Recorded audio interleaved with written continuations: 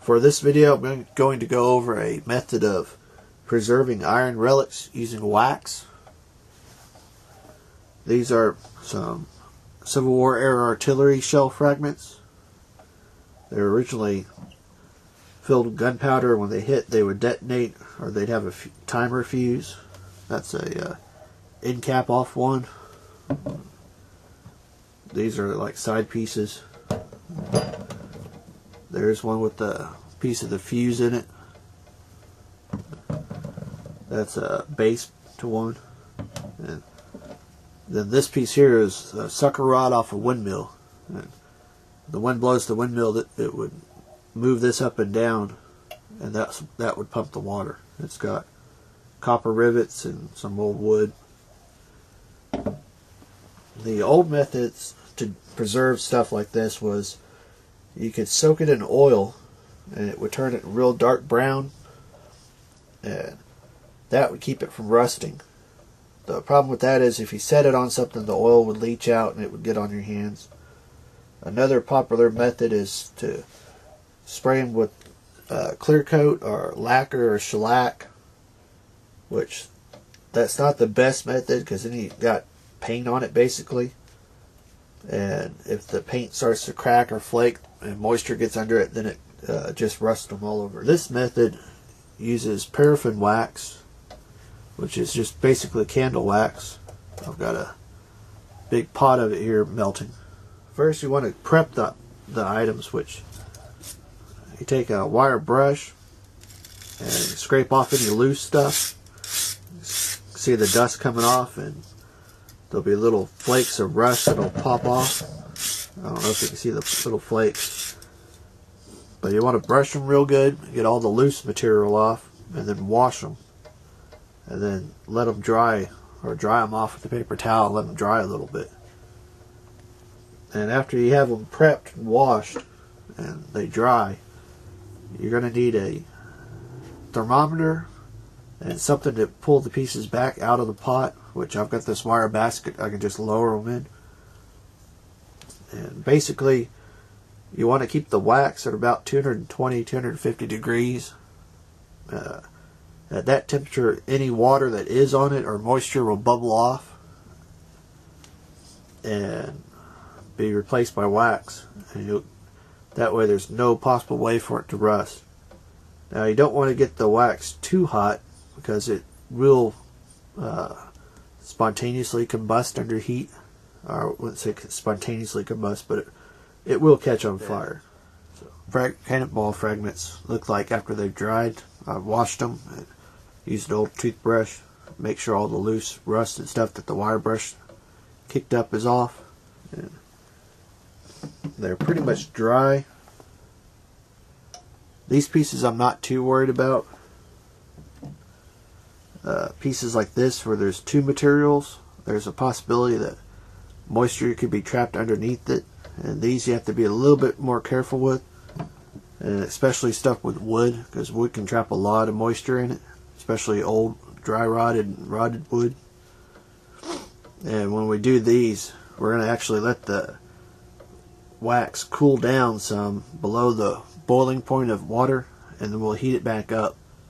And if you don't do that and the wax is too hot, the moisture in it can flash steam and it can make the wax kind of explode out, sort of like if you're ever cooking with grease and you get water in it or put something frozen in it, it pops real bad. It can do the same thing.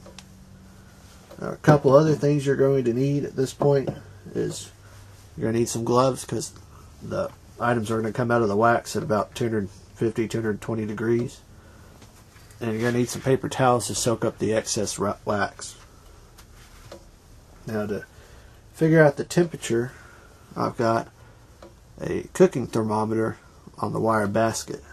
We're going to go ahead and set that in there. You can see the temperature shoot up on the thermometer. Okay, right now it's at 200 degrees.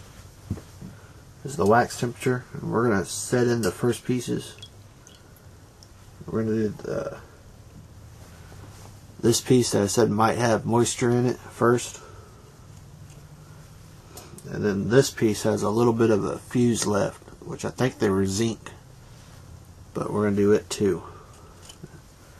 Now you don't want to overweight the basket or put too much in, because there's always the possibility of the wax overflowing and that can start a fire. You also, if you look, you can kind of see how the wax is solidified. When those pieces heat up, it'll seep into everything. And there's little bubbles coming off of it, which could be moisture or air.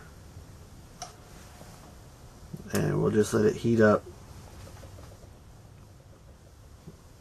kind of easing up on it slow, so there's no surprises.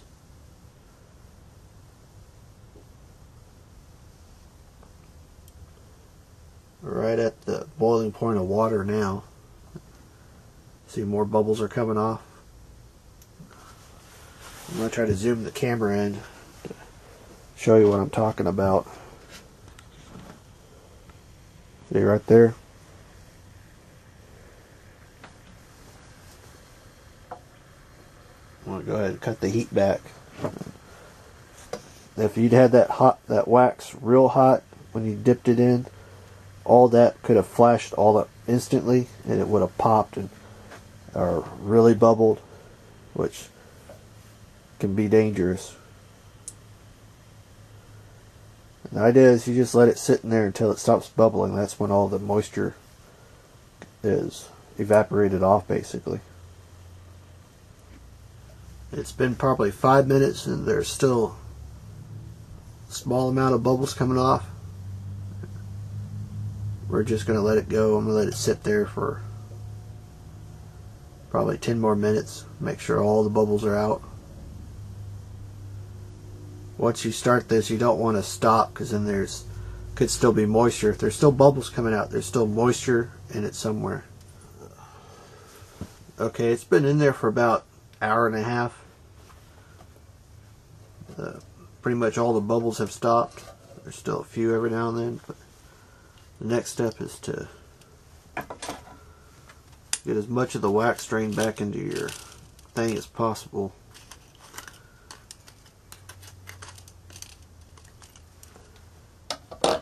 And we're going to do this one first.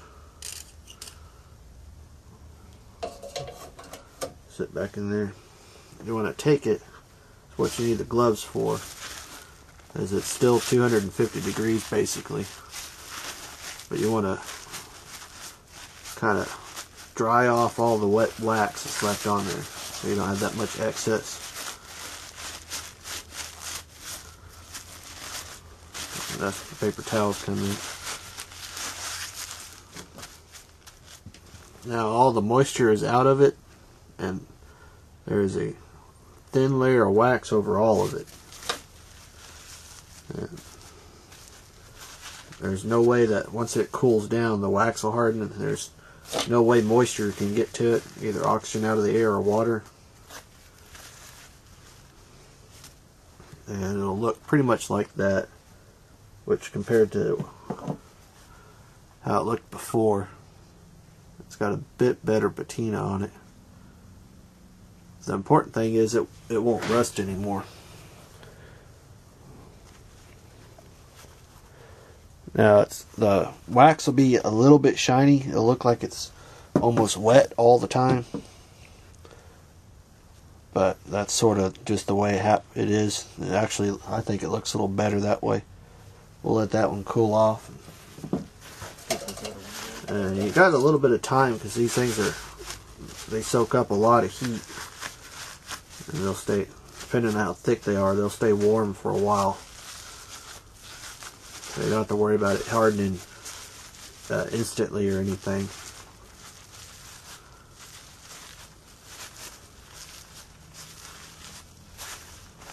And kind of got to move them around. Like I said, they're still warm.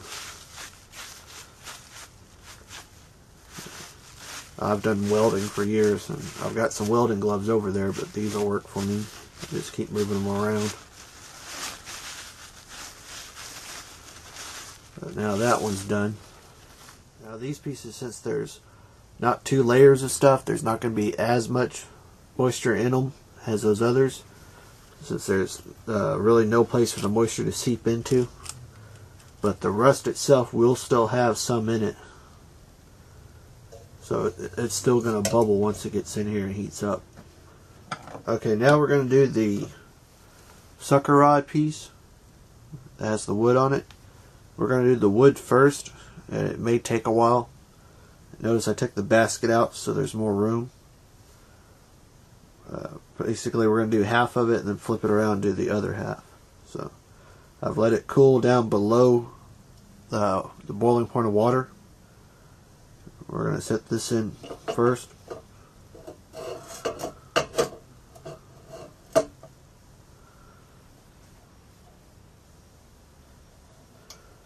We're going to heat it back up.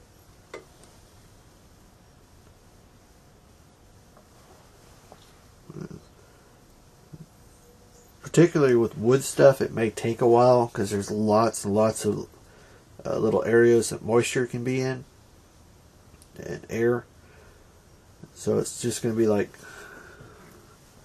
this piece took like an hour and a half, hour and 45 minutes to get pretty much all the moisture out of, and this may take 2 or 3 hours maybe. It all depends. And this thing's been drying for a couple days, so it shouldn't have a whole lot of moisture in it, but never know.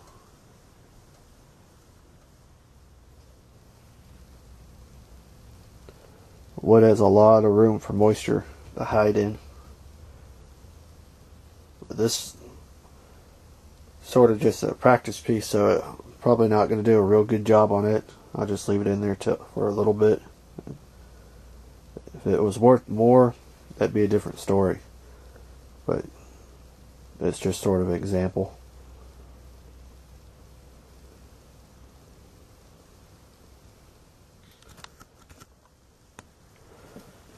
Now to get both sides of this, since it's so long, you just kind of flip it over.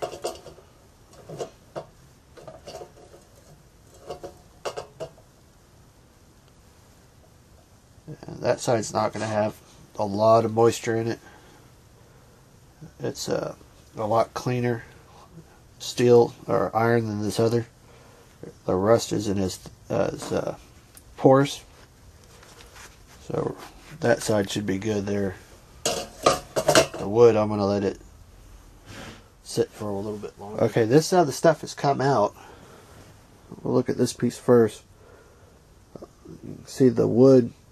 It's not like it's coated or spray painted with wax or anything.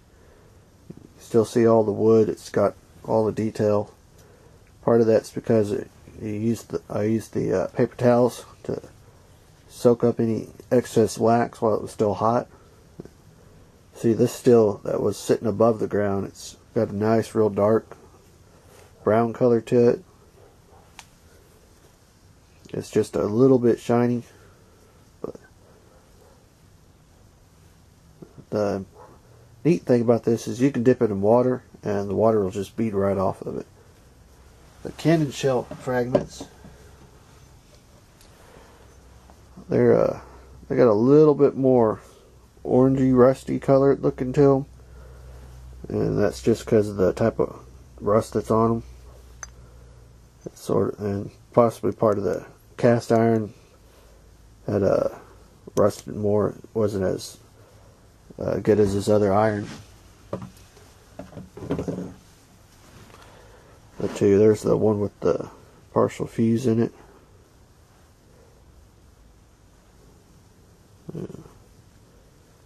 This is the base. I think it's off of Sabo or something. But all that moisture boiled out of here. With stuff like this, you really want to leave it in until it stops bubbling, because that gets any and all moisture that's back behind the two pieces. Stuff like this one with wood, you could probably boil it for a whole day and you'll still get bubbles out of it just because of the porosity of the wood. That's just the nature of it. But the main idea is just to keep it from rusting anymore or rotting anymore. And the wax that works pretty good for that. But that's this video.